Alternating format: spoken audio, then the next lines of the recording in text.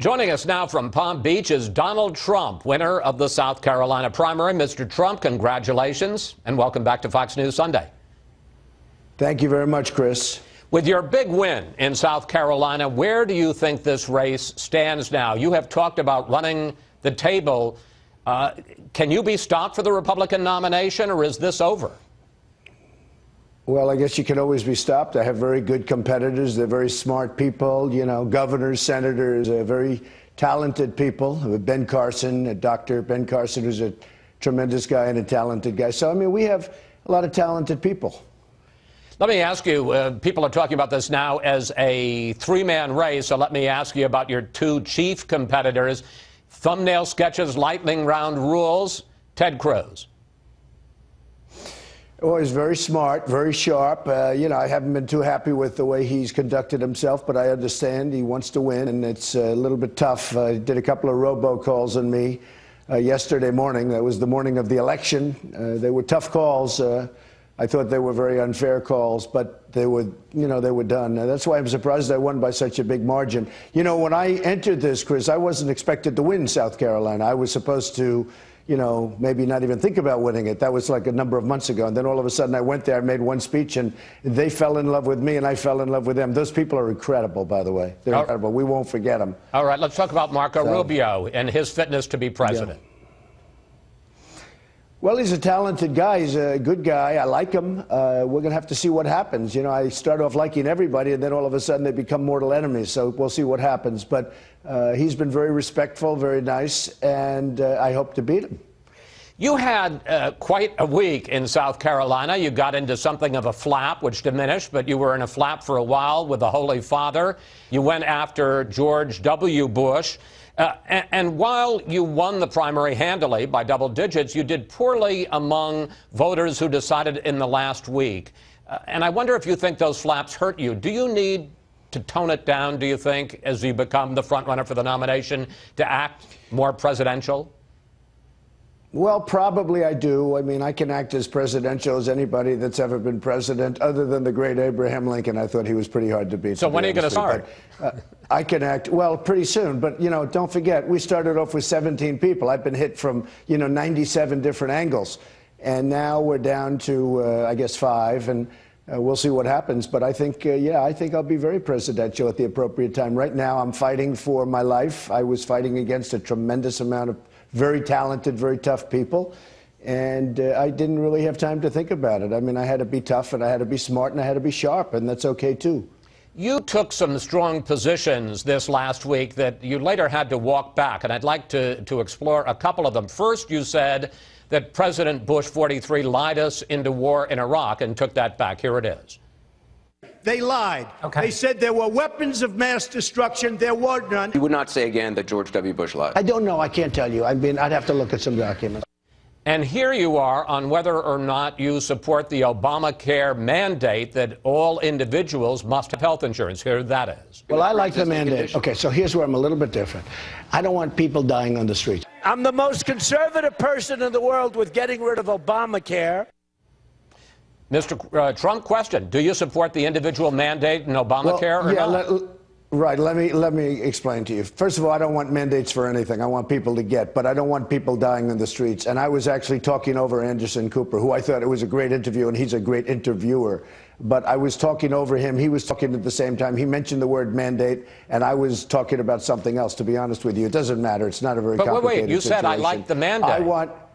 I want people to be covered that cannot afford to be covered, that are, I don't want people dying in the streets. And that's not mandate, that's me, that's having a heart. I don't want people dying in the streets. I don't want people that have no health care whatsoever and they're in the middle of a street dying. And I talk about it all the time. And you know what? When I give these speeches where I have 10,000 and 15 and 20,000 people, and I talk as a Republican, as a conservative Republican, and I talk about that, and I say, I don't want people dying because they have no money.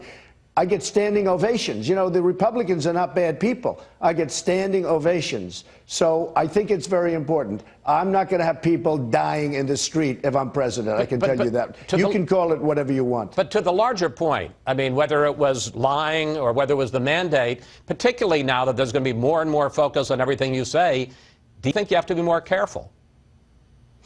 Well, you know, that was a case where Anderson, and I don't blame him at all, but we were talking at the same time. In the case of the war in Iraq was a disaster. And by the way, I was against it at the beginning, and Joe Scarborough can show you that because fortunately he found a clip. But the fact that I said they had a successful military operation, maybe it might have been successful as an opening operation, but I was opposed to the war. The war in Iraq was a disaster, okay? It may have been the worst decision ever made by our country, okay? That's how bad it was. But, sir, respectfully, I mean, that wasn't the issue. The issue was whether or not we were lied into war. I don't necessarily even want to read. Well, right now, that's for other people to determine. I don't say yes or no. I'm not saying yes or no. I'm saying let somebody else determine. I can just tell you the war in Iraq cost us $2 trillion, thousands of lives. We got absolutely nothing. We have wounded warriors who I love all over the place. We got absolutely nothing out of it, Chris. And now Iran is taking over Iraq. We handed it to them on a silver platter, and they're going to take over far more than Iraq, unless I'm president, of course.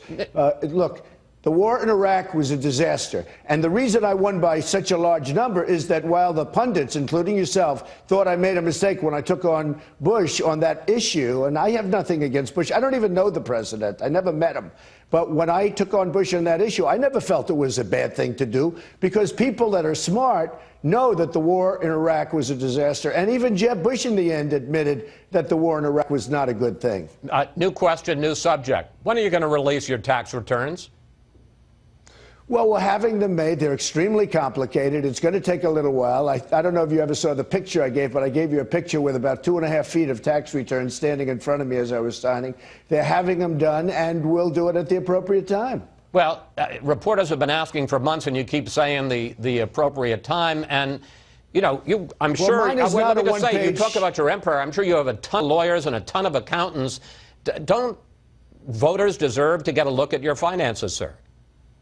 Oh, I think so. Well, I've already given my financial statements more than anybody's ever given. No, but the tax returns. And they turned out to be about 5 times greater than anybody ever thought. No debt, very little debt, tremendous cash flow, some of the greatest assets in the world, which is the thinking that our country needs to get rid of its $19 trillion, et cetera, and to make good deals. But I've given the tax returns at the appropriate time. There's no rush, at the appropriate time. To use a business term, are you involved in a hostile takeover of the Republican Party? No, I'm not at all. I get along with the Republicans. There's nothing hostile about it. I was a Republican establishment figure, and then the day I decided to run, I became an outsider, and more so than I even thought. People that were totally establishment that loved me. You know, I was a very big contributor. I gave $350,000 just before to the Republican Governors Association. But what's your view of what's your view of the GOP establishment now, sir? I think it's a mess. I think it's a mess. And I think they better get their act together because they're going to keep losing elections. With the kind of thinking that we have with the Karl Roves and the Stephen Hayeses and these characters that can't get themselves arrested, if you want to keep people like that, if you want to keep listening to people like that, you're never going to win. You're never going to win. They're from a different age. They're from a different world. You raised the question again this week of whether or not you're going to honor your pledge, the loyalty pledge that you signed to run as a Republican, and even if you lose, not to launch a third-party campaign. Is that a threat that you're going to keep wielding throughout this campaign? No, because I want to run. It's asked by folks like you. You're bringing it up again as an example. No, the pledge is the pledge, but the other side is not honoring it. Look, I signed a pledge. I'm a Republican. I'm the leading Republican by a lot, and that's where I want to be. I don't want to run as an independent. I'm not going to be doing that. I think it's highly, highly unlikely, but I'm not being treated right. When we go to the debates, the room is stacked with donors and special interests. I'm self-funding my campaign. I'm putting up my money. I'm putting up millions and millions and millions of dollars, like throwing it out the window. So far, it's worked. So far, I'm also spending a lot less money than all these other people that are spending, you know, $100 million, and I'm leading by a lot, they're losing by a lot. But I'm self-funding my campaign. I'm not controlled by special interests. I'm not controlled by donors. I'm not controlled by lobbyists, right? So I'm doing that. But the rooms are stacked. Every time I go to a debate, I walk in, it's like death. And when other people, I won't mention names, but when other people speak, they say something stupid and they get standing ovations. It's very unfair what the RNC is doing. They're stacking the room. And that's unfair, with donors and special interests and lobbyists, and that's unfair. Are we going to see you at the Fox debate on March 3rd? Yes, I expect to be there, sure. Well, I look forward to seeing you, sir. Mr. Trump, thank you. Thanks Chris. for your time Me today. too. Safe travels on the campaign trail, sir. Thank you very much.